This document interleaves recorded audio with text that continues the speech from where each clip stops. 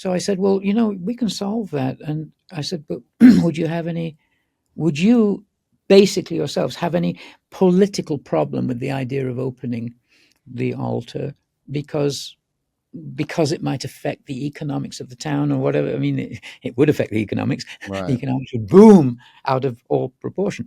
But just the idea that, well, maybe it's not the man from Stratford, but maybe it is, and let's finally find out.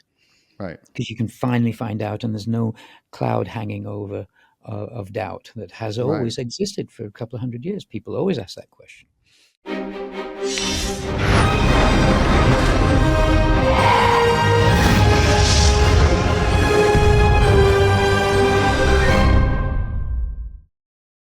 Welcome to Far Out with Faust, everybody. I am Faust Chicho, and today I am honored and excited to be joined again by my friend Alan Green. Let me tell you about this wise man and what he has been up to. Alan is a British-born pianist, a composer, an author, and a Shakespeare scholar. He's a documentarian of ancient wisdom. He spent the last 20 years devoted to deciphering a stunning and mind-blowing web of codes hidden within Shakespearean works, which finally solves history's most persistent cover-up. He's the only person in 400 years to have deciphered the codes that tell the whole story of who Shakespeare was and the scandalous royal secret that necessitated that cover-up. More than that, he's actually gone and identified the actual location where the author himself says he left physical evidence, and then pulled off a daring heist that was necessary to secure the incontrovertible scientific proof in the form of a radar scan. And we'll remind you about what that is. Stick with us. Through Alan's online Bard Code presentations and his new Gaia TV series, Shakespeare Decoded, we're finally able to glimpse a previously unsuspected aspect of the world's most popular and influential writer. One so far-reaching, it will create a paradigm shift in how we study literature, history, religions, science, and many other disciplines. Alan, I'm so glad to have you back, brother. Welcome back to the show. Thanks for beaming in. Thanks, Faust. It's a pleasure and privilege to be back with you. Very happy to be here. Awesome, my friend. So I know you have been busy, even busier than you were, Yeah. if that's possible. So I would love to catch up with you. But first, I think we need to, we kind of left off in our last episode together where you had just gotten into, the world of this deciphering and Shakespeare, and we were just starting to lay out some of that. So I think for our listeners just tuning into this episode, maybe that's a good place to start, and then we'll get to some of your most recent discoveries. Sure, that would be great. Well, Faust, and everybody listening and watching, one clarification to start with, because in that introduction, it states that I'm the only person to have decoded the whole story. And I put that in the introduction specifically because I stand on the shoulders of many. Like any scholar, we all owe a great debt to those who've come before us, but with honest respect for them all, I believe so many have come very, very close to identifying one piece of the puzzle, or two pieces of the puzzle, or maybe several, and each one has contributed in the past. And it's not even worth mentioning by name because there are so many. But if you just Google Shakespeare authorship mystery, you will find so many. But I do believe that I've solved the whole picture, and that's because there are so many aspects to it. You can look at it from various positions and angles and perspectives, and that's why it's taken me 20 years to get there. But the final outcome is it is far, far deeper than anyone had previously imagined. This is not just an author, playwright, poet having a clever lark, like saying, oh, let's leave a puzzle for everybody and let me leave it in codes. It goes so far beyond that, that it really is, you need the whole story. And with respect to everyone else, I just wanted to say that because it is a masterful puzzle. And I often compare it to sort of a hope diamond. You can look at it from any perspective at all, whether from ancient wisdom, from the great pyramids, from the historical perspective of religion and who translated the King James Bible, and on and on and on, and the royal lineage leading right down to today's monarchy. I mean, all of it is connected in so many ways that it's really extraordinary and hard to describe briefly, but I'll do my best for you Yeah, today. you're gonna have to And do your best. yeah, okay. So let's start then where roughly where we left off. I had said that the codes are freemasonic in nature. There are so many references to what would be at the time Rosicrucians, and Mm, then that morphing into Freemasons. But of course, even that was a lineage that started with the Egyptian mystery schools and the Knights Templars. They're all connected. These so-called secret societies who protect knowledge through the dark ages so that it will survive and then be understood again once the world is ready. And that's where we are right now. We're at a point we can all feel it, right? We all feel this acceleration of disclosure about extra dimensional beings, disclosure about everything that's going on politically, the crumbling of ancient religion, orthodoxies. We're hmm. all moving towards a more heartfelt and overview of what we might just term in general spirituality. It's all happening, and it's all coming very, very quickly. Now, how this is going to affect the world in general, I don't know. I can't predict, but I honestly feel it's just moving so quickly that this is part of it. The revelation of this story of who Shakespeare really was and what that event was, why this person or persons incarnated over 400 years ago to leave for us a masterful encryption that really is, I liken it to a scripture. It is very, very, very deep.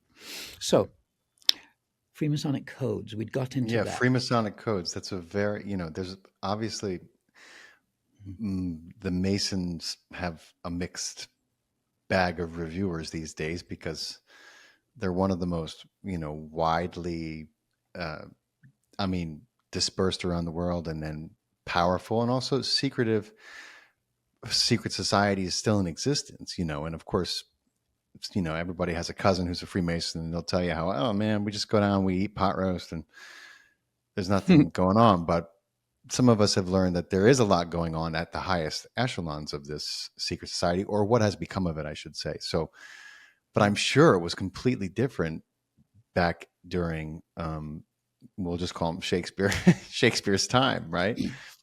Sure. Yeah. The Renaissance, let's just sort of cover it with that wide net, that time period of the Renaissance coming into effect in Italy and then later in England and all over Europe. There are clues in the works right off the bat. Hamlet, for instance, has two characters, Rosencrantz and Guildenstern. Mm. And the plot there is so interesting. There's even a play written Play within a about, play. well, yeah, Rosencrantz and Guildenstern are dead. It's very funny because they just show up and they don't even know why they got there or how they got there. And Hamlet keeps asking, "Were you sent for?"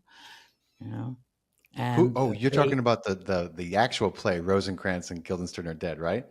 well, I'm talking about that being a wonderful reference to get into it. Yes, That is yes, yes. written as though they are the central characters in the play, and Great they play. just have no clue why they're there. But the play is referencing the fact that in Hamlet itself by Shakespeare, they are mysterious characters who don't know why they're there, and but just taking the names Rosencrantz, Guildenstern. The Rosicrucian movement is about Christian Rosenkreutz and the Knights of the Golden Stone. Rosenkreutz and Guildenstern. Oh, let's just call these characters Rosencrantz and Guildenstern. What? Mm. Obviously, obviously, the writer of the Shakespeare play Hamlet and all the works is a Rosicrucian.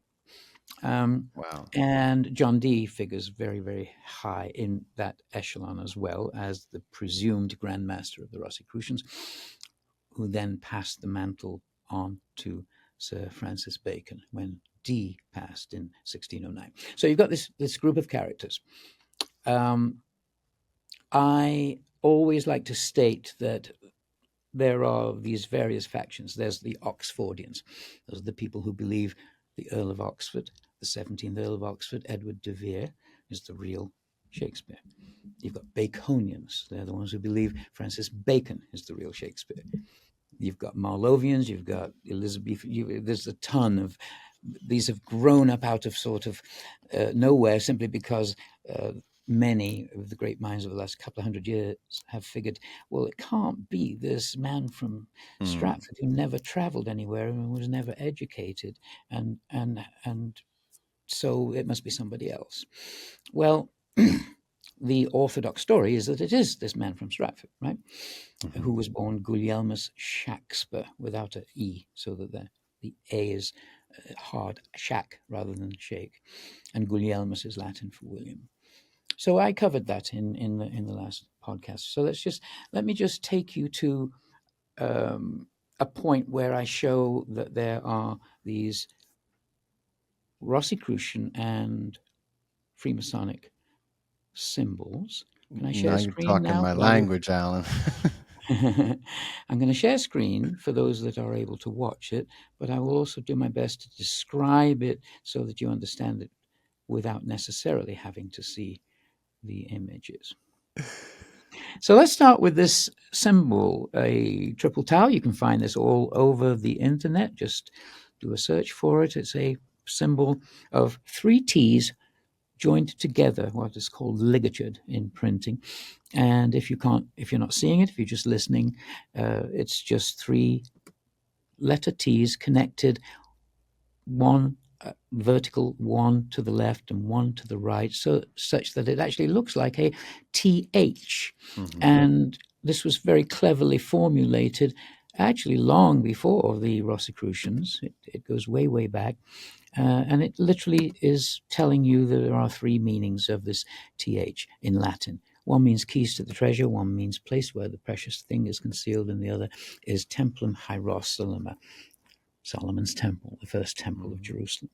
This is Shakespeare's grave, and on it there's a triple tau visible right straight down the middle, three T's, along with the name Jesus at the top, forming a tau cross. So that's not even really encrypted. It's just there visible to anyone with eyes to see. And there are THs in the wording of the gravestone. And again, not necessary for you to see all this. I showed it in the last podcast. I'm just going to recap.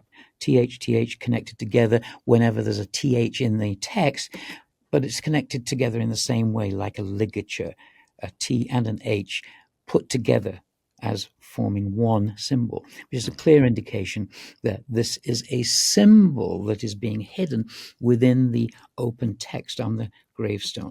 And it literally is saying, hey, we're in the club. Are you in the club? Do you get this? Do you recognize this TH symbol? It means I am that I am. It is the name of God. And it's the same on the monument. Shakespeare's monument has this wording. You don't need to get into it. It doesn't make sense, though. It's clearly encrypted, and every single TH in it is a ligatured symbol. So that's telling you right away, we're in the club. We're in this private, secret club that gives the name of God in a symbol looking like a TH. Are you in the club too? If you are, then you can recognize it.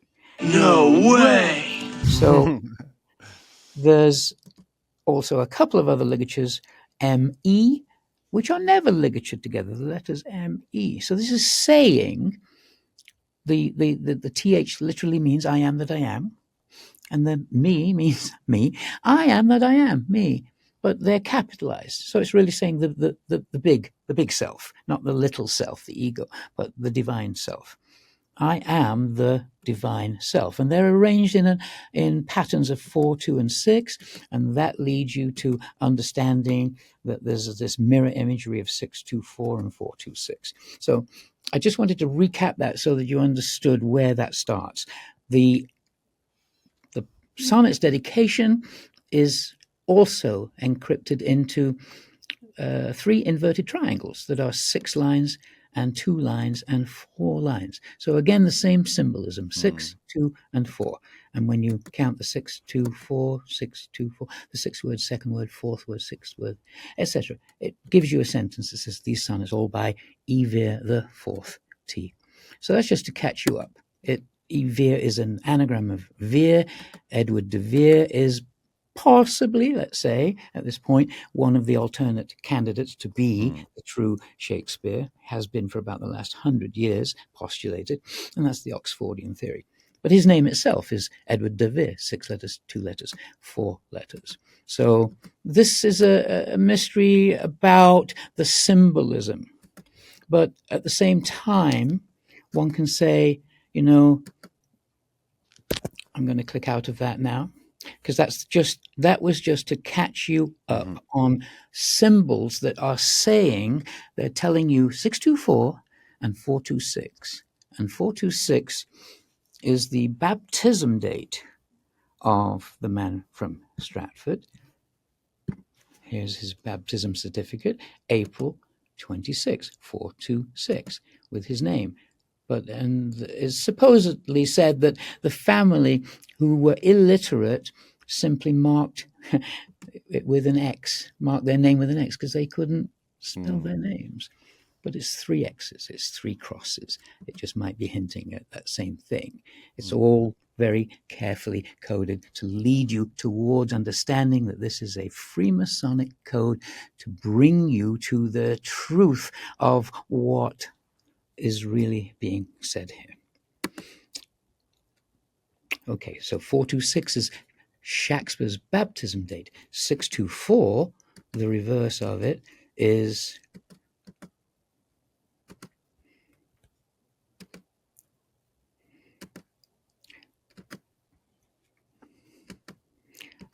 we're going to,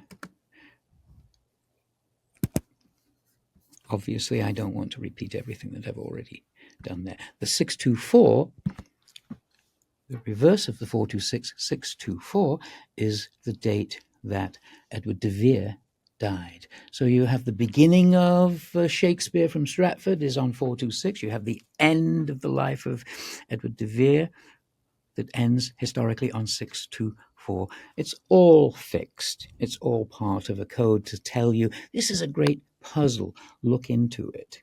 So now, having done that, I'm going to now get to the part that you have not seen before.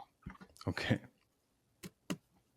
When you put together the sonnet's dedication, the monument, Shakespeare's monument, and Shakespeare's gravestone, and you add all the characters together, every character, including the dots and the commas, all the punctuation, it's 624 characters. No, I knew it. Now, you place those into a grid that mirrors precisely something else that was a piece of this puzzle. This is called the Enochian Tables.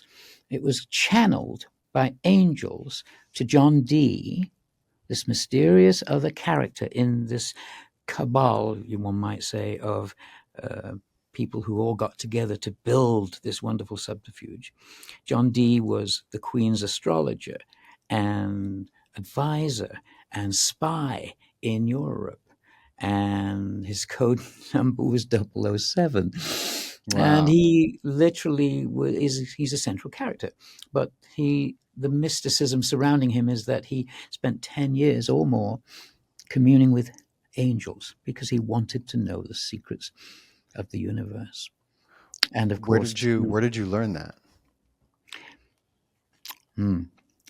Well, if you could see the library behind me, you'd see about 150 books that you have to go through to figure it out. Okay. It's all over the internet in terms of just casually saying, oh, he communed with angels. Right. But to get deep into what he left, the works, the books that he wrote, the parchments that were left in a hidden drawer that was found 60 years after his death, all of that is documented in my book, Decoding Shakespeare, DEE hyphen coding Shakespeare. And I talk about it also in the Gaia series, Shakespeare Decoded. But again, to just gloss over that, to say he's very important and very mystical, and he was literally having seances where he was speaking with angels, and he used a medium, in those days was called a scryer, whose name was Edward Kelly. So you can look at all that stuff on the internet, but it's such a deep dive that you would spend 20 years. So don't do that. Just go to my book. I'll show you a good shortcut, or go to the series. But what I want to say about it is that this Enochian tables here that I'm circling with my pointer was channeled to John Dee on June 24th, 624, 1584, by angels. And they told him exactly how to put it into this structure, a grid of how many characters? 624. So obviously the 624 characters that are in the gravestone, the monument, and the sonnets dedication must be overlaid. Here I've put them into a grid that mirrors that grid. You just overlay them onto the Enochian tables, et voila, there must be something being hidden there. It's really not that complex if you spend some time counting and say, oh, well, what's this about? Because obviously 624 ends up being very, very significant, because in those days, 624, June 24th, was the summer solstice. By today now it's shifted, and by the shifting of the calendar from the Julian to the Gregorian calendar, we now celebrate the summer solstice on June 21, 22. But in those days it was celebrated on June 24th. And June 24th, 624, happens to be the feast day of St. John the Baptist, who's the patron saint of Freemasons. Wow. So now you get the picture. Oh, okay, this is all Freemasonic and Rosicrucian. They're pointing to this special day, the solstice, right? Beautiful, right? We got 2 solstices and we have the 2 equinoxes. Very, very important astrologically. So now let's just see what the key is. The key, then, you've got to have a key to decipher this. And again, the TTT, right, the triple tau, is telling you that that's the key. Now this here, I'm circling TT here, and in the sonnets dedication, that stands for Thomas Thorpe, the supposed publisher of the sonnets. But he's not. It's part of the code, because his name is Thomas, that's a TH, and Thorpe, a TH. And elsewhere when he writes THTH as his signature. So this TT at the bottom of the sonnets dedication is the clue. It's really the name of God, THTH, I am that I am, I am that I am. And those letters, when you put them into a grid, end up here, separated by a dot. And they point to letters here in the Enochian tables. It's that. It's the name of God pointing to letters over here. So then you see that anywhere else there's a double T, here, you're going to look at where those double T's point across.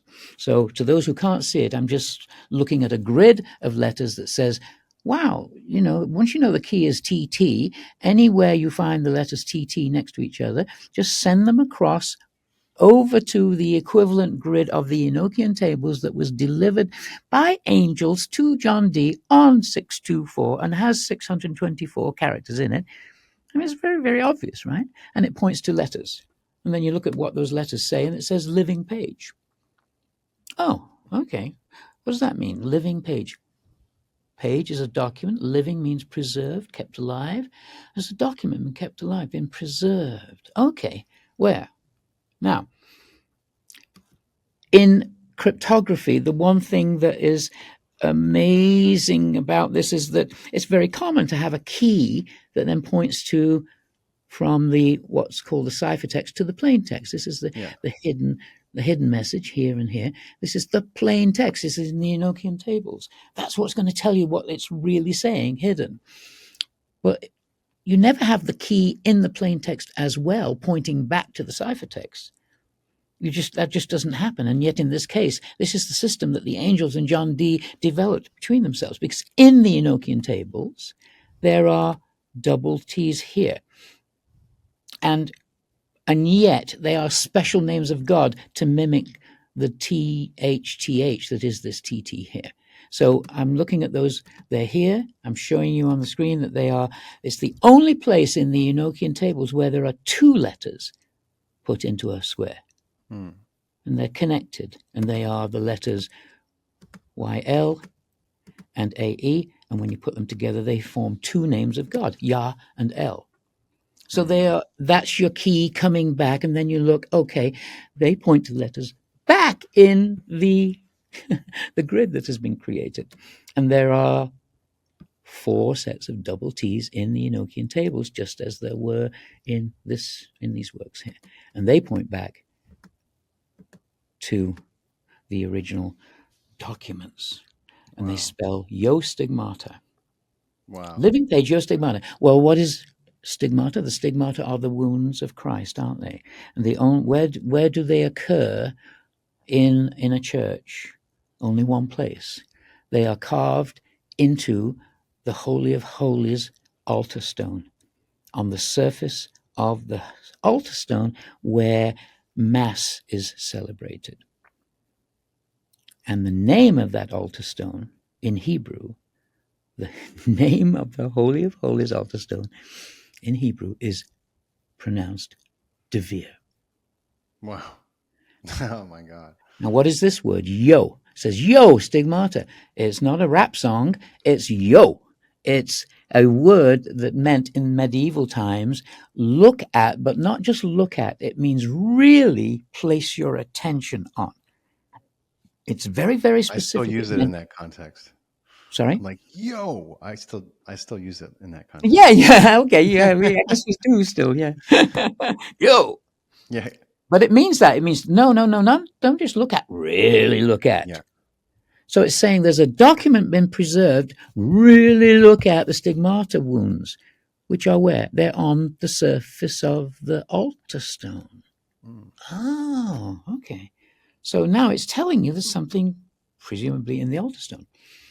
In a play called Twelfth Night, a character named Malvolio happens to be trying to solve a code in the play. And he says, he picks up a letter and he looks at it and it gives you a clue, and it says, MOAI doth sway my life. And it's never solved in the play. It's put in there as a sort of a mysterious thing. And writers have written books about this whole thing saying, what on earth is that about? Why did he put that in there? What does it mean? And yet after he says MOAI doth sway my life, he says, if this fall into thy hand, revolve.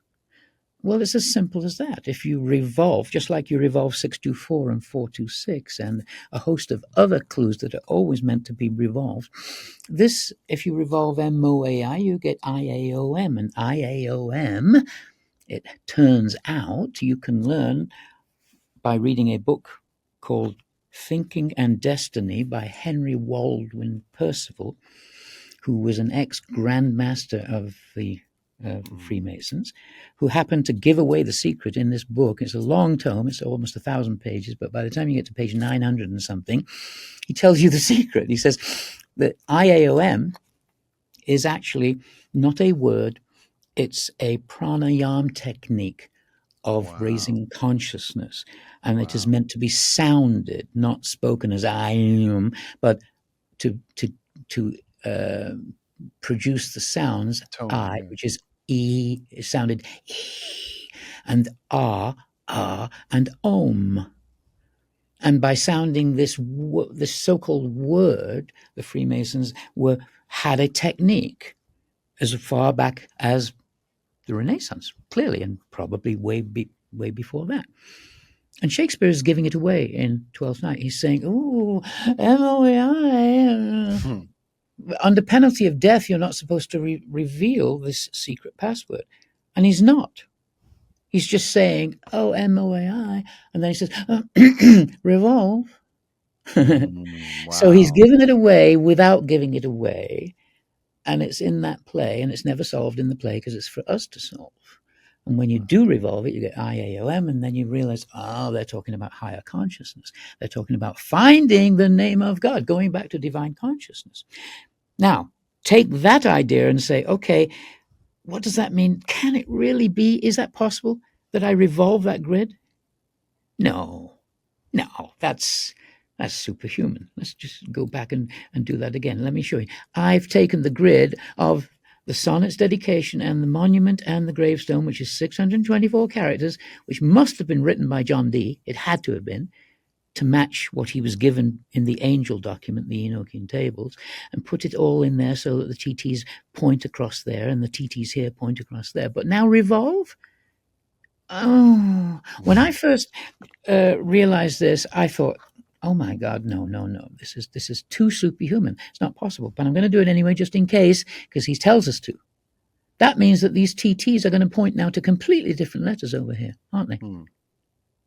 Right? You would think, yeah. Well, they do, yeah. Yeah. They point to different letters. And they spell I have hewn. And then the TTs in the Enochian tables are going to point back here to completely different letters over here, which spell desiderata. How did you know which one to revolve? Pardon? How did you know which one to revolve?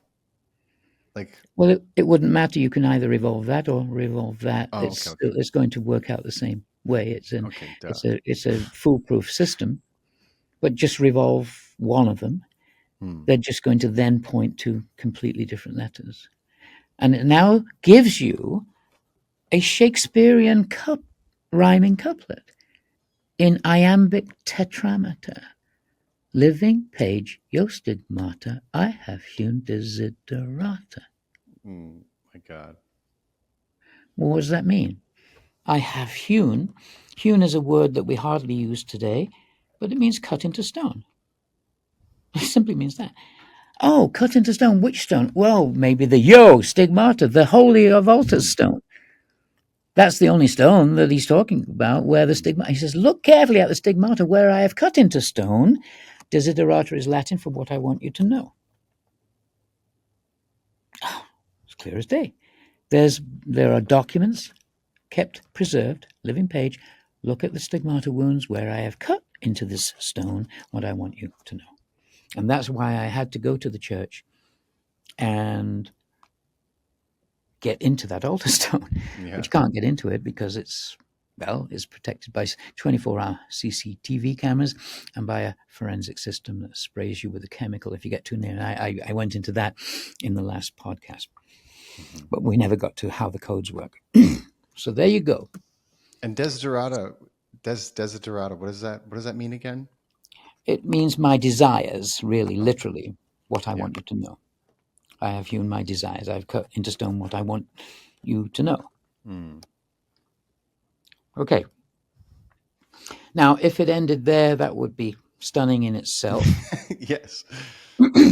Because it's obvious. Oh, they're saying, hey, and this is the only reason that I rather unhumbly say that I'm the only person who've got the whole story. I mean, as I said at the beginning, we stand on the shoulders of others who have done lots and lots of work, and many have got very, very close. Lots of people have suspected there's a code in the dedication of the sonnets. Lots of people have suspected there's a code here in the monument. Many have suspected there's a code in the gravestone. Many have suspected there's a code in the Enochian tables, not realizing that they're all part and parcel of the entire thing. They need to be put together into one whole that will tell you where the answer is. Oh, well, this means it's in the Holy of Holies altar stone in Shakespeare's church, the Holy Trinity Church in Stratford. And that's why I went there for over a period of 4 years and 6 visits. I went and did a lot to ingratiate myself within the community and help them raise money for certain things that they needed in the church, etc., etc. And gradually they allowed me closer and closer. I told them that I was writing a musical about Shakespeare and that I was writing a book about it. And I told them that quite openly also that Yes, I'm a believer that there's a subterfuge here, but that it could, you see, it could just as easily be De Vere, the man, but it could also mean De Vere, the altar stone. Yeah. And then from that perspective, it's just an open question. It's like, is it your man from Stratford? Is it Shakespeare? Is it that man? Because he's saying, look into the altar stone, if it's him, by using the word De Vere. And yet it could be the man De Vere. It's just such an intriguing mystery that you've got to get to the bottom of it, right? What is going on here? All right. So it's living page, your stigmata, IFU desiderata. If that were all, that would be enough, and that was what made me go to the church. And eventually, after 4 years, I was able to say to them, I'd like to give a concert in your church of the musical that I've written, excerpts from the musical. And I put my grand piano right up against the gravestone and right up against the monument, so that it was right close to the altar, so that they couldn't spray me with the forensic system, so they had to turn that off. And then at the end of the show, I said, let's turn off all the lights in the church and do the last song by candlelight. And by candlelight, therefore, defeated the CCTV cameras. And I had a banner that was put up advertising the musical that totally obscured the altar in the back, so that my team could go behind there, lay a protective cover down on the altar stone so that we didn't damage it, radar scan the altar, and someone was filming it in night vision. And you can see all of that, the results of that on my website. Wow. To be or not to be. That's some 007. It's some 007 stuff, yeah. Yeah. So it's awesome. Well, that seemed appropriate, didn't it? So, all right.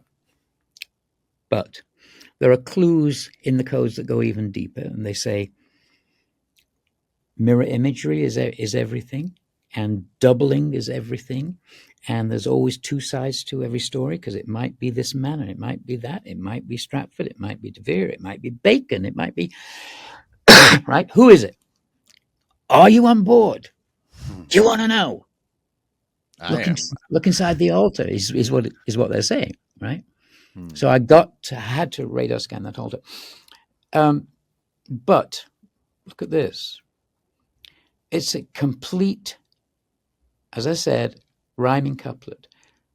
Living page, yo stigmata, I have hewn desiderata. And it gives you that message. Look inside the altar stone.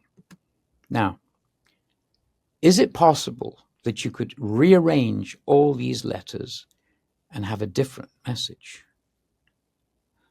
I'm and sure. the codes tell you to do that elsewhere. So I mean, I'm not just rambling and going on into nutcase land, like, oh, let's see. He tells you to do that, and he tells you to look for specific words that are pertinent to the story. But also remember, in the original codes, you had that a TT that meant the name of God that was separated, and they had to be turned into the double letters in the Enochian tables, Yah and El, which is two other names of God. So the other way of doing this is when you literally rearrange these letters, and I'm not just randomly rearranging them, there is by the same system that was used that I just showed you, but I'm not going to show you now because it just gets too heavy and too complicated and too long-winded. But there's a way of pointing the TTs to the other arrangement, and it ends up saying "gag my vigil," apostatize out of that top part. But it's not; it's one letter short. But look at an N, and John Dee does this all over the place in other codes that confirm this. The N looks like an Aleph, the Hebrew letter Aleph, which is the first letter of the Hebrew alphabet, Aleph. And if you turn it on its side, which John Dee does in many, many, many codes, again, this isn't random. It's his favorite thing to do, is to turn something through 90 degrees. The first Hebrew letter turned on its side becomes the last Roman letter, Z. That's imitating what happened with the TTs and the RLs. And it's another confirmation of how deeply clever this is because, well, the Vatican put out a stamp in 2016, the 400th anniversary of Shakespeare's death. The man from Stratford, Shakespeare, died in 1616, and in 2016, the Vatican put out this stamp. Why? Why would the Vatican put out a stamp in honor of Shakespeare if they did not think he was a Catholic? Yeah. That's a clue that brings you full circle to understanding, well, history says he was. History says that the man from Stratford was what's called a recusant Catholic. That means the history is we were all Catholics at one point. The church is a Catholic church founded in 1208. The altar stone is a Catholic altar stone, consecrated in 1208 in Catholic fashion with the stigmata wounds that have to be on the surface of the stone, and a small reliquary inside that holds relics of a saint that Rome says is a saint. The man from Stratford, his father was accused of being a recusant Catholic. That means they are still practicing Mass hidden. You see, we're Catholic during Henry VIII's reign, and then around about 1535, Henry VIII wants to marry Anne Boleyn, and he wants to divorce his first wife. Pope says, no, you can't do that. So Henry says, well, screw it then. We're not Catholic anymore. Make my own religion. We're going to be Protestants. And so begins the Reformation. So now you're Protestants for a few years, and they're burning Catholics at the stake. But then Mary, his daughter, Henry's daughter, comes to the throne, and she's a staunch Catholic. So we're now back to being Catholic again, and now they're burning Protestants at the stake. Mary burnt hundreds of Protestant clerics at the stake. But then Elizabeth comes on the throne, and she's Protestant, and we're back to being Protestant. My God. In 25 years, we're Catholic, Protestant, Catholic, Protestant. Nobody knew what to do with their beads. Are we supposed to be praying or not praying or hiding it? Well, half the country was Catholic anyway, and they didn't like this idea that we're suddenly Protestant, but half the country was Protestant. They liked that idea. So you're going to have civil war over this whole issue, and that's what the whole succession of Elizabeth's reign is all about. Like, who's going to succeed her, and are we going to end up being back Catholics? That's why the Spanish Armada came over to clobber us, right, in 1588. Let's kill the Queen and bring England back to the true faith of Catholicism. But it didn't work because, according to legend, John Dee conjured up a storm that flattened all the tall ships of the Armada, and England won. Otherwise, we'd all be speaking Spanish now. There never would have been an English or a British. Well, maybe that would have been a good thing. Right. But so anyway, so there's your story. Shakespeare, his father was a recusant Catholic. He was still practicing Mass. If you did not go to church, if you didn't go to the Protestant church on Sunday, they'd make a note of it. If you didn't go twice, they'd come and fine you a huge amount of money. If you continued to not go to church, they would fine you so much that they would cripple you financially. And after that, they'd start torturing you and eventually maybe burn you at the stake. Right? And so those who wanted to remain Catholics had to be hidden.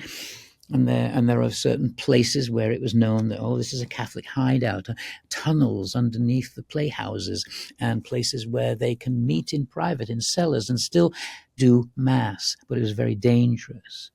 And Shakespeare's father was a known recusant Catholic accused of it. Shakespeare's daughter, Susanna, was a known recusant Catholic. So if Shakespeare himself was a Catholic, which is also heavily confirmed by the fact that he bought a place called Blackfriars, which was a known Catholic hideout. So you've got the whole thing is that this man from Stratford is a recusant Catholic. To a recusant Catholic, to a Catholic who has denied his faith, that's the word apostatize. Apostatize means to deny your faith. And he's saying, gag my vigil. A vigil is when you die, they have a Catholic Mass vigil for 24 hours where the family wails and prays over the dead body before it is buried. And he's saying, gag my vigil. I cannot have a vigil. Why? Because that would be public. and I would be known to be a Catholic, and then they would have tortured my daughters and maybe even their children. And so he's in a predicament that being a Catholic, going to your death as a Catholic, you're going to spend life in hell. That's the belief. If you do not admit to your Catholicism, come out openly and risk martyrdom. So these codes say, gag my vigil, apostatize. I cannot have a vigil. I must deny my faith. What does the other half say? Heavenward idea highs. An idea, the original Latin word, is it's a plan, it's a thought, it's a thought I'm sending heavenward, it's a prayer. But there's one letter left over. There is the last Hebrew letter. Remember the Tav, how we started with this? You revolve. Again, revolve. The Tav, the last Hebrew letter, must get revolved to be the Aleph. Right? You turn it all around, and that's what gives you the triple Tau originally. That's how you get the Tav, the three A's, the three Alephs become three Tavs. So the Tav is now the last Hebrew letter. That turns, you've got to turn that around to become the first Roman letter, an A. And now you've got a perfect sentence. A heavenward idea highs, period. This entire thing has been constructed so as to be able to then do a mirror image of it that says the story from Stratford's point of view. I'm a recusant Catholic. Gag my vigil. I can't have a vigil. I've got to deny my faith, but I am sending an urgent prayer heavenward that the truth of who I am and my faith will be known. Where have I hidden it? Oh, I've hidden it here. What are you going to do if you are a recusant Catholic? Where are you going to put? If you are so well known, you're the playwright, and you're going to have a public vigil, they're going to torture your daughters. Your family is in danger. No, can't do that. Okay. Yeah. But otherwise, I'm going to spend life in my eternal life in hell. I need to tell the truth of my religion. And I've left it where? Living page, under the stigmata wounds, where I have cut into stone what I want you to know. So the whole thing makes absolute perfect sense. The first shall be last, the last shall be first. The first Hebrew letter becomes the last Roman letter. The last Hebrew letter becomes the first Roman letter. Alpha Omega becomes Omega Alpha. The whole thing is utterly perfect in every possible way. And what does it mean? It means that if you're a believer that Shakespeare is de Vere, he's telling a story about he's left the proof of what it is in there. And as far as that's concerned, that first half of the code makes perfect sense. If Shakespeare is really the man from Stratford, oh yeah, he's that recusant Catholic who must gag his vigil, deny his faith, but leave a prayer where?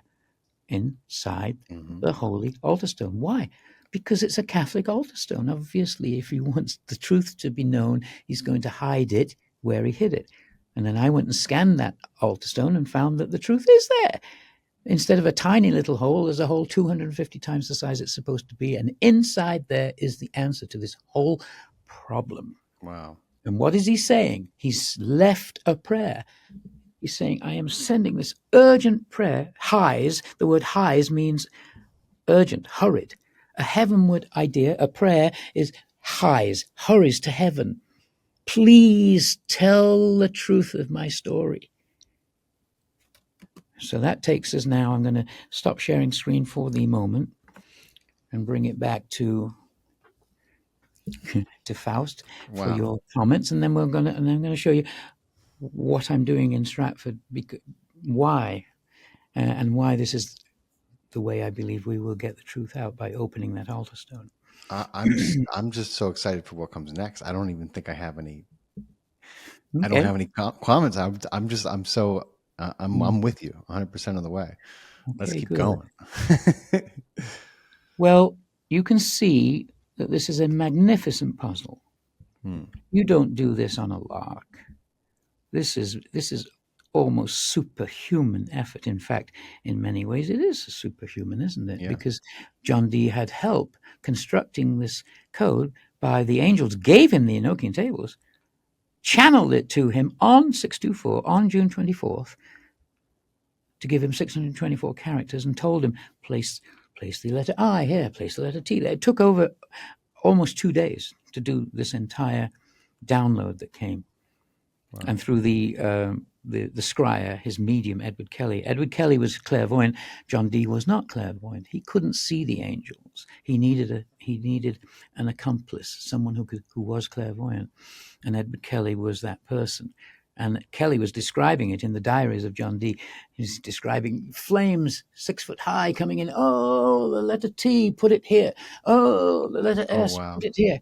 And it went on and on and on for 624 characters, plus those other two that give you the 2 names of God. And then John Dee has to write the gravestone and the monument and the sonnets dedication in order that the T's, where they occur, are going to point to the right T's, to the right letters in the Enochian tape. I mean, just try and imagine it. It's hard to even, I mean, it's hard to imagine one way. Yeah. But then revolve it as well and come up with this thing. So it is extra dimensional in many ways.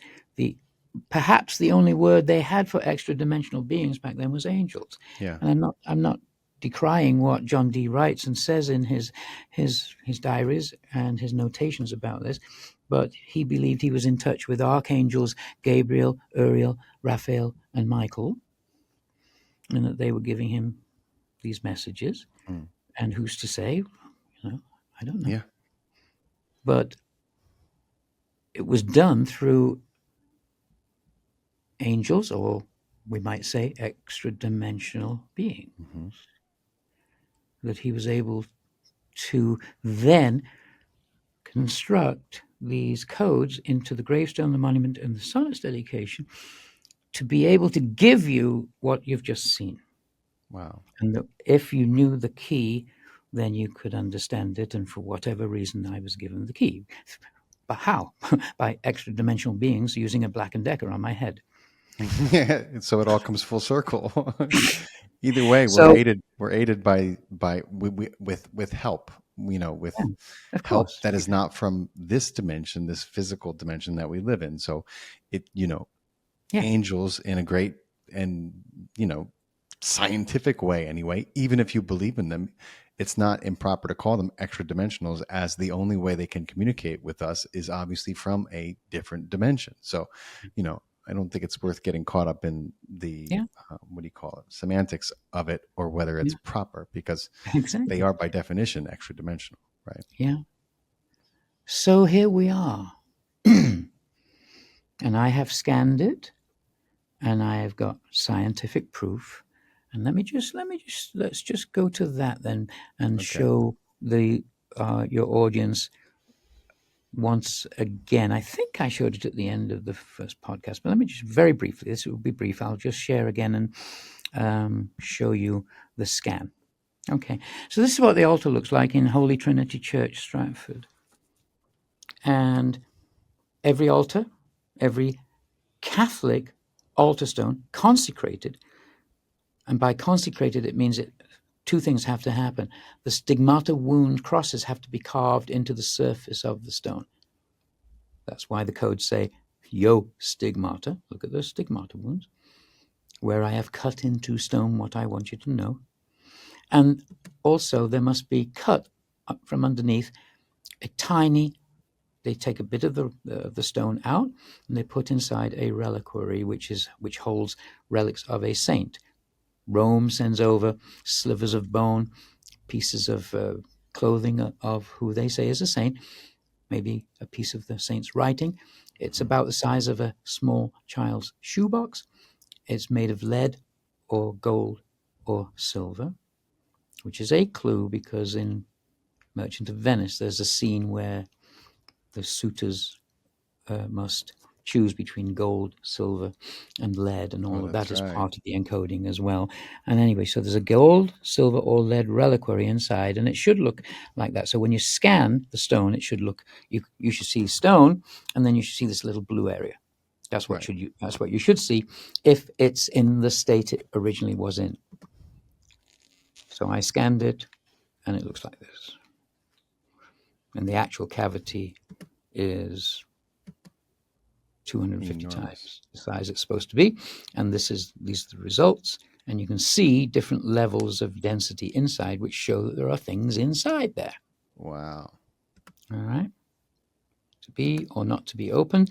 You can go to the website, tobeornottobe.org, and vote. Click on the vote button, and that says, do you want to know? Yes, I want to know. I want to know what Shakespeare left for posterity. Or no, I'm not interested. Let's leave it another Come 400. on, who's not interested? Everyone should want to know.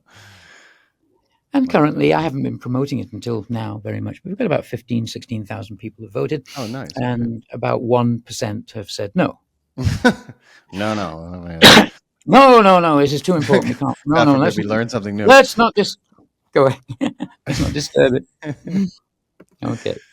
All right. So that was that. Now, I'm going to go now to one more thing that is important for you to know, the mathematics of this and how deep it goes. And then I will wind up by telling you what I'm doing in Stratford. Okay. So this is Shakespeare's sonnets. And as I said, when you open the first page, on the next page there, you've got the dedication, which is part of the encoding, the 6 lines, 2 lines, 4 lines in inverted triangles that tell you these sonnets all by Eve, the 4th T, right? It's all there. But when you look at the sonnets cover, and you can find this online if you just go to my Bard Code podcasts, or just Google my name and Shakespeare's sonnets, and you'll find it. It's a short video, maybe 11 minutes. But this is the first thing that clued me into the fact of the mathematics that is given. And there's a whole other world where we know him as a poet and playwright. And you think, okay, well, that's wonderful. It's drama. But why would he start giving us mathematics? Well, the reason is simple. The brain has 2 sides, left and right. Everything must be reversed. Right and left, right, first, last first, male, female, up, down, to be, not to be. Right? Positive, negative. The construction of the universe is based on that duality. And we are not perfectly, fully balanced beings if we are only living in our right brain and being only sort of creative artistically, or only living in our left brain and being very rigid and strict and mathematical in nature. And, it's both. They must be balanced. Yogananda says this endlessly. All the great teachers say this endlessly.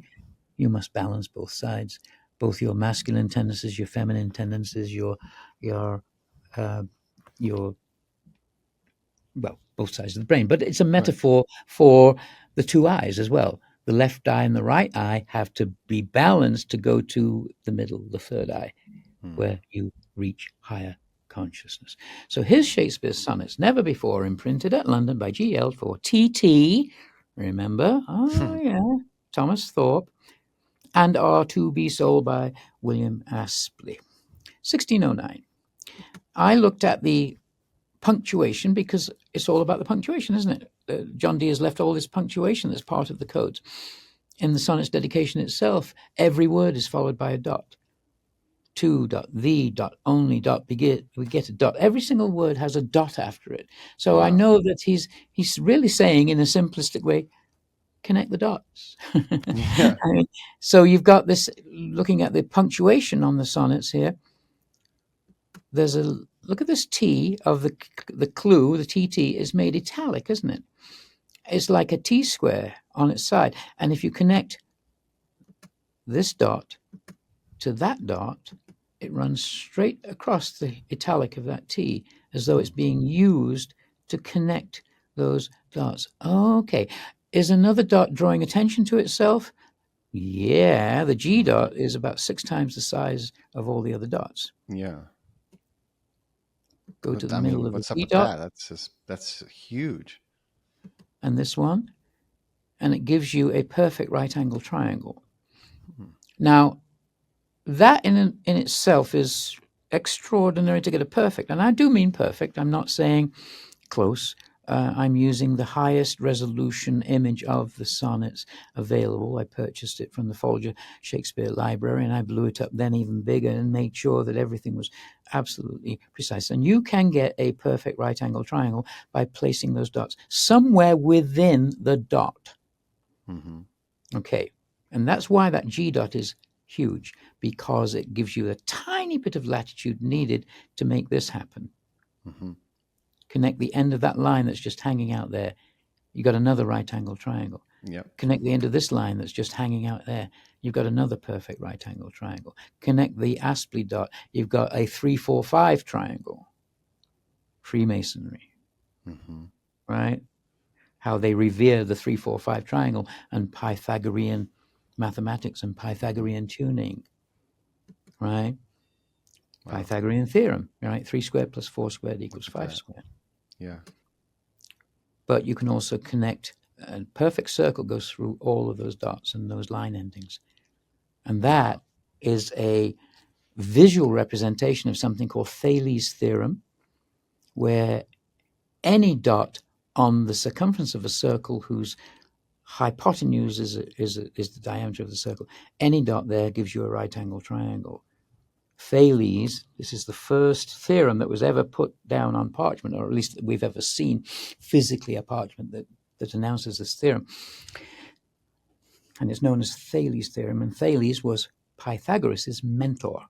And he was the man who told Pythagoras to go to Egypt to learn geometry. Wow. Okay. But Thales is also known as the first person to ever measure the height of the Great Pyramid. And he did it by using right angle geometry.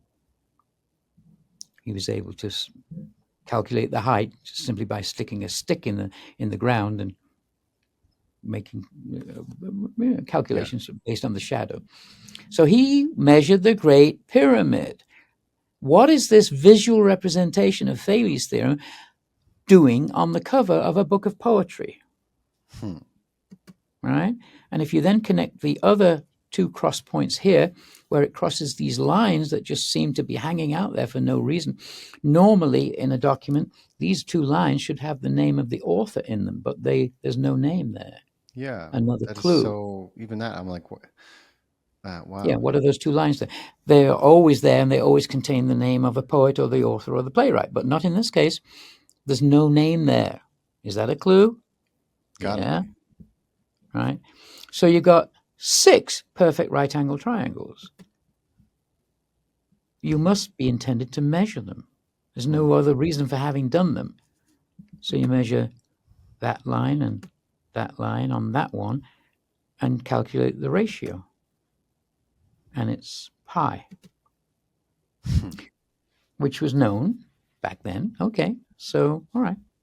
No big deal, except mysterious. Why do that? It was known. But then you measure the others. This one, that gives you E, Euler's number. That was not discovered until 60-odd years later by Isaac Newton. It was not known then. And yet there it is on the cover of the sonnets. And this is E-1, which is, again, even not fully understood today, but I proved the relevance of it when, in a later taking this further and investigating the Great Pyramid, I realized that E-1 is extraordinarily important, because in the basic ratios of the basic parameters of the Great Pyramid, just the base length and the height and the corner slopes and all of those things, you get is embedded the foot cubit meter relationship, and the cubit is equivalent to E-1 if the foot is 1. The foot is 1. The cubit, the overall cubit, is E-1. You put the two together and you've got E. This wasn't known then, and yet it's there. This was known. This is the golden ratio. These lines give you phi and phi-1. This one gives you something called Brune's constant, which is to do with the inverted twin primes. It wasn't discovered until 1914. It's there in the sonnets cover in 1609. This is gamma. That's the Euler-Mascheroni constant. Again, not known until Euler comes around. This is the Fibonacci constant, a variant of the Fibonacci. These are roots 2, 3, 5, and 6. And this is the foot, and this is the cubit, and this is the meter. Damn. And it's all there on the sonnet's cover. But now look even deeper at the TT clue that allows you to understand. Oh, that's the key to the Enochian tables. TT, Thomas Thorpe, TH, Thomas Thorpe, is forming a straight line heading from that G east. Mm-hmm. E is put outside the circle. G, during Renaissance times and before, meant geodesy or geometry, measuring the earth. By G meant to measure the earth by geodesy. Maybe the circle is to represent earth. To be measuring the earth by geodesy. Geodesy. There's a tangent that points to the end of this line that's just hanging out there. This is a perfect tangent to this circle. So just as this is a baseline, this is a baseline defined by the end of this line here. Okay, why? All of these lines are radiating out from this big dot G. Geometer, God, the symbol of the Freemasons, G. Right? All of these angles are perfect 20-degree angles. That means makes you kind of want to look at these two, which are not pure angles. What are those angles? That angle there. Well, one is oriented to the north of its baseline, and this one is oriented to the east of its baseline. NE, northeast, is outside the circle. To be measuring the earth, east, northeast, by geodesy. These lines must be latitude and longitudes. So you figure that that's latitude and that's longitude. You put it into Google Earth.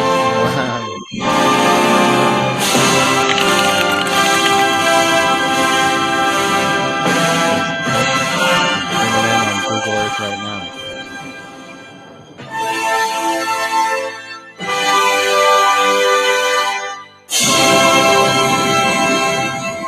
Closing in on Egypt.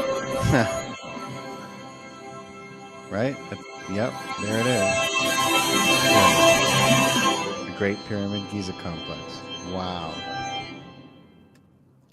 So for those of you who couldn't see it, you put those measurements into Google Earth and they point precisely to a triangle that delineates the Giza complex, which again is impossible. We knew latitude in those days, but we did not know how to do longitude.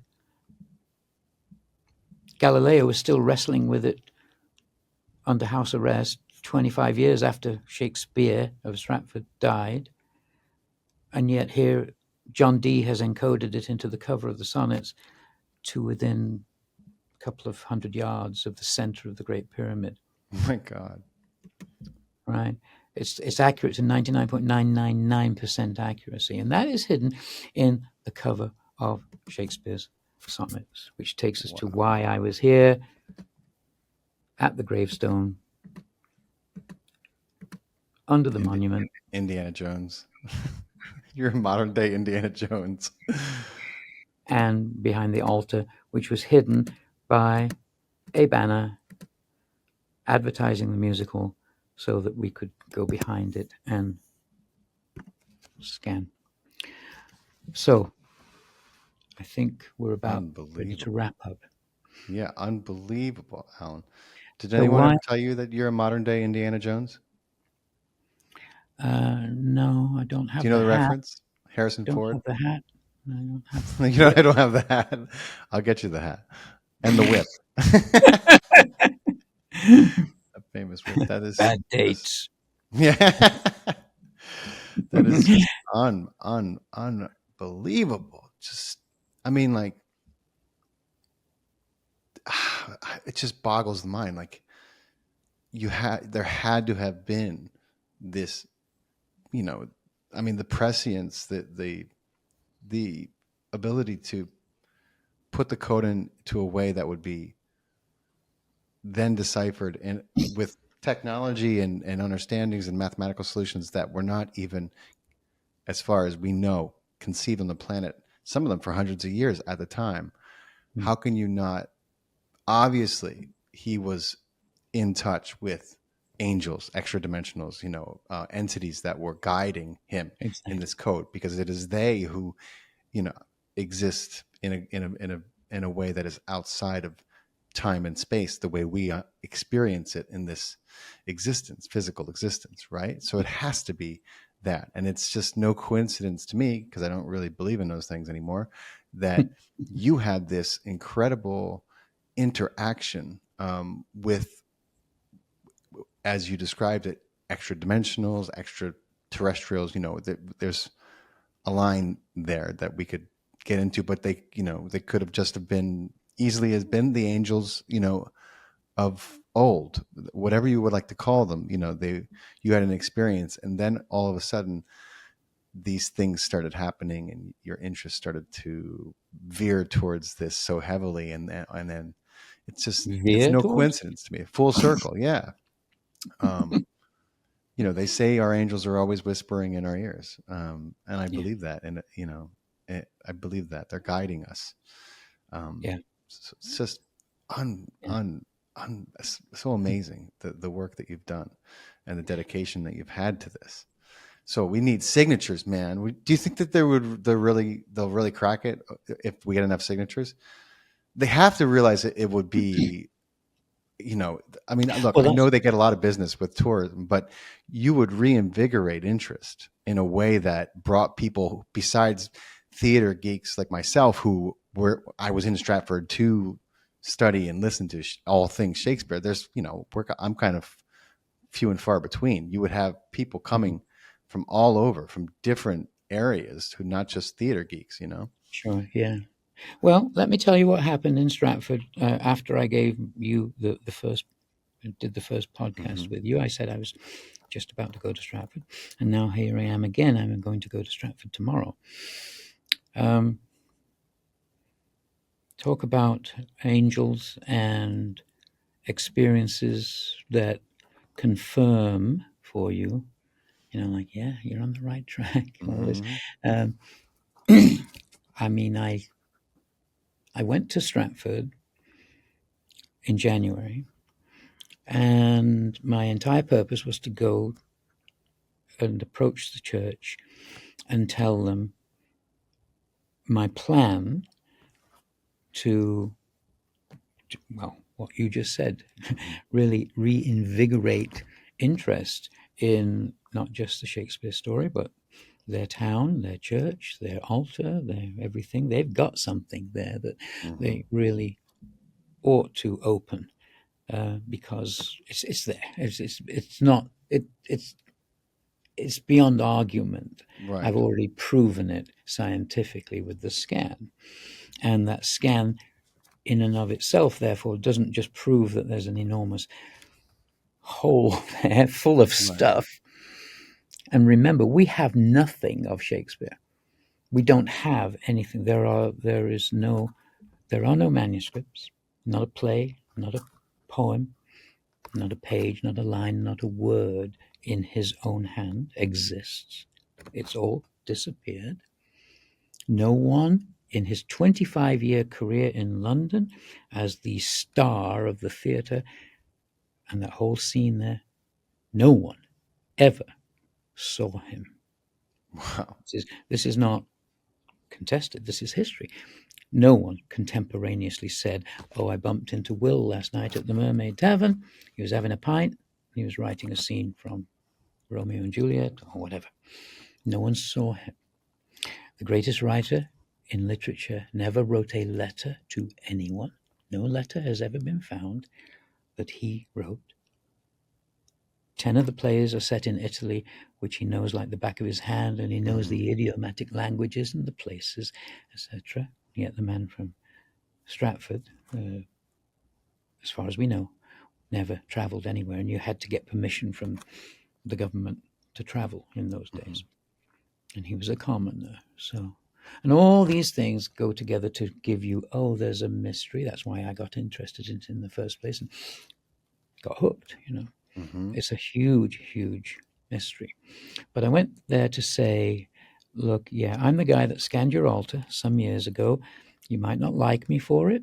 You might think it was Yeah. a little naughty to do, but I had to do it because this is history in the making. Mm-hmm. And honestly, since we have nothing, you, the church, Yeah. can open that, and by these codes that I've shown you, it's just as possible that it is your man, and that Yeah. the Devere that they're referring to in the codes is the altar, Right. and that he's a recusant Catholic, and he's saying, "Gag my vigil, apostatize. I'm sending a prayer urgently to heaven to tell you what I want you to know, and I've cut it and I put it into the stone there, and you can see it. All you've got to do is open it in full view of the media. You can't do it secretly, else it will be very suspicious that you won't Yeah. let the world know what you found." No one will trust what they say they found if they don't do it. Right. So you've got to do it in public. And what's the outcome? The outcome is you've got something that you could slap up on a wall. You could build a museum next to your church, Yeah. put it on the wall, and charge whatever you want for the whole world to see it. And the whole world will flock by Yes. the millions to come and see it, because we have nothing. And this would be the equivalent of King Tut's tomb. It would be, you could take it on the road, you could go all over the world. It's a windfall forever. You will never have any financial problems ever again. You don't need to go cap in hand raising money, right? But this is my job. I'm here to do that. I'm here to try to convince you to do that. And I thought that the church would be resistant, based on the idea that the whole town of Stratford lives off of the story of Shakespeare being the man from Stratford. Every little cafe is, the Romeo and Juliet cafe, or the Macbeth place, or Right. I mean, it's a little Disneyland of its own. Right. And you're going down Henley Street, and there's this is the house in which he lived. And it's not. We know it's not. It's only 250 years old, and that has been proven that that's a fake. Tourist trap. So I said to the church, I said, excuse me, they have about 2 million visitors a year anyway, and they come to Stratford and they spend a lot of money. But they mostly spend their time in the Disney World part, buying mugs and T-shirts and bobbleheads, and spending money in the hotels and the cafes, etc., etc. That's the livelihood of Stratford. The crumbs that off will that be table. invigorated even more from this. I mean, that would part be- of it. Yeah. Yeah. But I found out from the church that they dislike that anyway. They themselves know that is all a Disney World representation and is not the truth. I'm not saying they don't think it's the truth about the man, but the artifacts, the idea that this is his home, and they say, "Oh, this is his bed, and that's where he must have sat and thought about Romeo and Juliet." That's all rubbish. It's not. Right. That's not. It's a house that is just popped up somewhere, and they said, "Let's make this his house," And so they say, we get the crumbs off the table. The 95% of the money that comes in comes to the Shakespeare Birthplace Trust that's there, and they're selling all that stuff. The few who come to the church and pay £5 to get into the chancel to look at the gravestone, that's very little. They actually feel that they are getting the short change of the whole situation. So I said, well, we can solve that. And I said, but would you basically yourselves have any political problem with the idea of opening the altar because it might affect the economics of the town or whatever? I mean, it would affect the economics. Right. The economics would boom out of all proportion.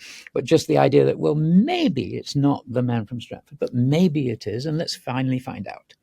Right. Because you can finally find out, and there's no cloud hanging over of doubt that has always existed for a couple of hundred years. People always ask that question. So anyway, it turned out they said, no, we're a church. We would do they said it's not our decision. Ultimately, it would have to go to the head of the church, which is the King Charles. But ultimately, in other words, they said no, they have no resistance to that. And I said, well, I really want to help, and that I would help raise money for whatever projects they have going on, because I can give presentations Sure. like this, but sort of curated ones where people pay a fee to come and see Right. me talk about the codes or whatever, and I will donate a certain amount of that to the Friends of Shakespeare's Church to help Hmm. them get certain projects off the ground. Um, which I mean sincerely, because I know they are just a church. They're lovely people. They don't have a dog in this race. They're just trying to run a church, and Right. and and so we had a very good conversation about it. So what I'm going to do, I got the memo about 3 months ago, literally, just the way the codes come. Sometimes the codes come just as a dream. Sometimes they come, well, a repetitive dream. Right. I'll be dreaming it and go, yeah, no, I want to get some sleep. And it would come again. Yeah, no, yeah, go look at this. Yeah, yeah. And if, finally, after 4 or 5 hits, I have to go, yes, all right, I'll get up and look. Fine. Go and look in the Bible and look, oh, yeah, there, yeah, got it, solved it. Can I go back to sleep now? It's very insistent. Yes. Um, well, I had the same insistent thing that came from my uh, from the person I follow, whose teachings I follow, Yogananda. And I had this dream, and I woke, and I really knew clearly that the way to answer this, and I don't know why I hadn't thought of it before. I mean, this has gone on for years. I scanned that altar 13 years ago, Hmm. but I knew then I didn't know the whole story. And just at that time, I was beginning to get the mathematical clues, which I just showed you one of, the sonnets cover and pointing to the Great Pyramid. And so then I had to do years of studying the Great Pyramid and finding out what's hidden there, and why would Shakespeare be pointing us to that knowledge. It's the same reason the Freemasons point us to that knowledge. It's Pythagorean mathematics. It's geometry that is sacred. It's all this stuff, and as Shakespeare is telling us that. So I didn't know the full story, and I knew I had to just keep going and going. And now it's coming up on 20 years next month that I've been doing this. But I got the message very, very clearly, and I knew absolutely as clear as day that this was the right thing to do. And I knew that I would just first go to the church and ask them about the possibility of their reticence. And I found out that they were not reticent. Hmm. So tomorrow I am flying to Stratford, and every day that the church is open six days a week, I am going to pray in front of that altar for as many hours as I can manage. I can do 8-hour meditations. You learn to do that when you study Kriya Yoga. Hmm.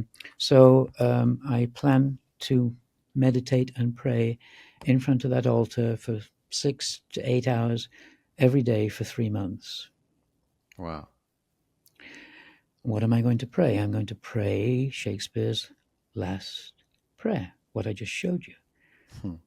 Living page, your stigmata, I have hewn desiderata, gag my vigil, apostatize a heavenward idea heist. He's saying, I am sending an urgent prayer to heaven that the truth will be known. Please open that altar. What I want you to know is inside there. Now, without any fanfare, I mean, it's going to go out on your podcast, and it's going to go out on other podcasts that I do, obviously. But I don't want to overhype it into sort of a circus, because Hmm. then it will look manipulated. All I want to do is go there and literally pray. And I believe people will join me. I think they will get the message and either come physically and join me at the church. Some have already said that they will, Hmm. and pray somewhat, not 8 hours a day, but whatever they can manage.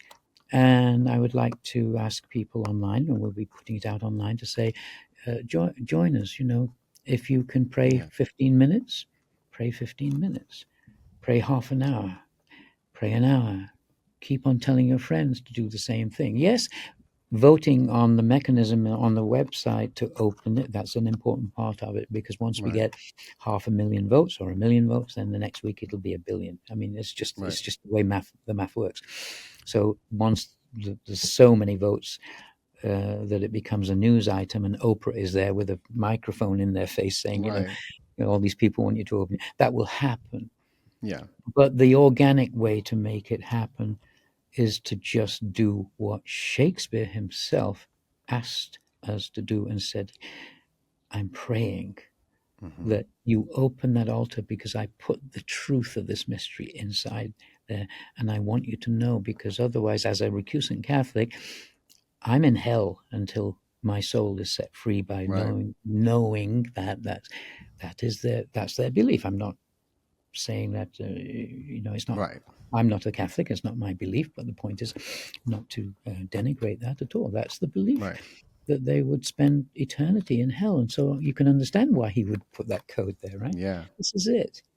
And so I'm going there to do that, and I will be in that church praying as long as I possibly can, every single day that church is open, from April, May. Well, we're in the middle of April now, May and June. Mm-hmm. In June, I have to go and I'm talking at Estonia in the Mind Valley University. I'm going there to do that, but then I'll come back to Stratford and continue.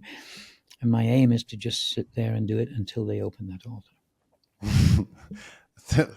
Dedication is just, it's off the charts. It's just amazing. I'm gonna, I spend a small portion, sometimes 20 minutes, sometimes an hour, but of my day meditating, and I'm going to include you in that Thank you. meditation, at least for a portion of it every Thank you. day.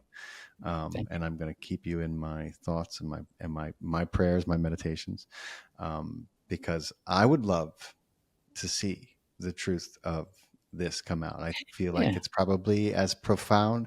Listen, I mean, like you said, no one goes through that much trouble and has, the amount of, let's call it intercession and guidance that came from, all sorts of people and beings, angels, tells me that there's something there that we probably would change, maybe possibly the way we understand our reality and certainly our history. So Yeah. Yeah. I'm with you, my friend. Yeah. Yeah. Thank you. And please encourage your Oh, I listeners will. and watchers in the same way, because and they can I can say it now, though it's not absolutely ready. By the time I get to Stratford, I'm doing a podcast on April 23rd, the Okay. actual orthodox birthday of Shakespeare, Nice. when the whole town is going crazy with celebrations. And on that day, I will be giving the actual website location, but I can't give it now, because if you go there right now, it's still under construction. Right. But I am launching what has been a dream for me almost since the very beginning. Because at the very beginning, I didn't know where this was going. I was just writing a musical. But after about 2 years, Yeah. well, the angels came and drilled a hole in my head. And at that point, I knew where this was going. And from that point on, it was always my goal to do a non-profit foundation called the Shakespeare Foundation, to serve the arts and education in the name of the true Shakespeare. Because obviously, of when we talk about left brain, right brain, the parts of this part, the right brain part, is underfunded, right? Arts is always Yes, it is. underfunded. Yeah. And so my idea has always been to have the Shakespeare Foundation be a perpetual source of resource and wealth to creative artists everywhere. Nice. There's an actual, the figures are, for every $100 that, in America anyway, that the US government invests in science, which I'm not saying is not necessary, Right. it's Right. to invest in science. But every $100 we invest in science, do you know how much we invest in arts? Probably $1.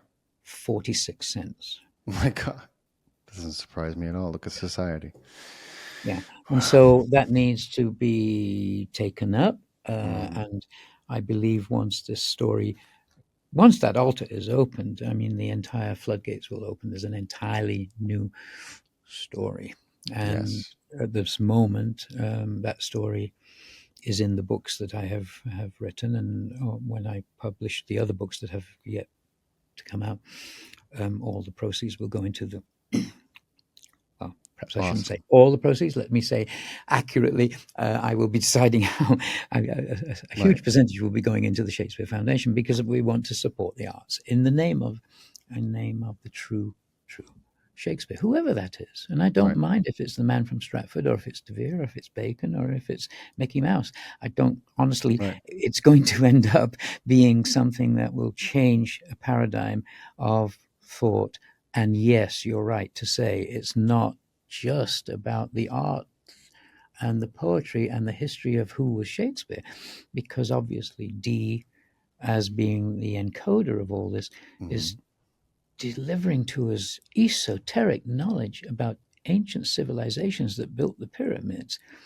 There's something in that altar stone that has to do with all of that, that Yes. maybe I would imagine is tremendously Yeah. useful to us scientifically. It might be the philosopher's stone. It might be the truth about Yeah. anti-gravity. I don't know. I can only speculate. I But mean, don't we want to know? we Yeah. should Come on. absolutely want to know. And nobody goes through that much trouble unless it is Mm, that important. So I'm with yeah. you, my friend. Yeah. Um, Yeah. So everyone, that's check it. out Alan's books. Check out his show. I mean, if you guys want to dive deeper, there's a lot of sources for you. And we're going to be sending our thoughts and prayers. And then when you get the website up and going, you let us know, and then we'll tag it. We'll put it back in, and I'll make sure that I keep it around. You And will know in a week. okay, awesome. It's ready to And launch right now. We're just putting the final touches to it, and it awesome. I will send you a link to it. Perfect. If you're listening to this podcast on iTunes or Spotify, please, if you've enjoyed it, give us a 5-star review and drop a word or two. And if every little bit helps, we're trying to build across all our platforms. If you're watching on YouTube or Rumble, and if you've made it all the way this far, please don't forget to subscribe or hit the follow button, whichever one it is. And if you would love, we would love for you to comment. That'd be so great.